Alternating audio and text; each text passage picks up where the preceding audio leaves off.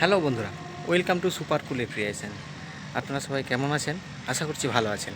আজকে আমরা আরেকটা কমপ্লেনে চলে এসেছি। সেটা হচ্ছে যে কাস্টমারের কল ছিল যে এসিতে হঠাৎ করে রাতের বেলায় রুমের ভেতরে বরফ পড়ছে। তো কী জন্য বরফ পড়ছে তা কমপ্লেনটা দেখি। চলুন চলুন ইনডোরে যাই। তো ইনডোরে চলে এসেছি, ইনডোর অন করে দিয়েছি। দেখতে পাচ্ছেন কি কোম্পানির এসি, এখানে ওয়াট 1.5 টনের এসি স্টিকারে লেখা আছে। তো এসি অন করে মনে হলো যে এয়ার ফ্লোটা একটু কম আছে হয়তো, ওই জন্যে ব্যাক কভারটা খুলে দেখে নিলাম যে কুলিং কয়েলে কীরকম নোংরা আছে। তো কাস্টমার নিজেই ফিল্টারটা খুলে পরিষ্কার করেছিল রাতে।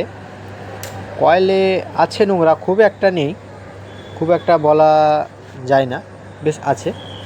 তো তারপরে আউটডোরে চলে এলাম। আউটডোরে এসে ব্যাক প্রেশারটা চেক করে নিলাম যে গ্যাসটা ঠিকঠাক আছে কি না। তো R32 গ্যাস ছিল, এখন ব্যাক প্রেশার 140-এর কাছাকাছি আছে। তো গ্যাসটা ঠিকই আছে। তো এই এসির পাইপ লাইনটা একবার আপনারা দেখুন, এটার পাইপ লাইনটা কীভাবে করেছে। তো এখানে ব্যাক টু ব্যাক আউটডোরটা বসানো যেত, তো কাস্টমারকে বলে কনফিউজ করে আউটডোরটাকে ওখানে নিয়ে গেছি এক্সেস পাইপের জন্য।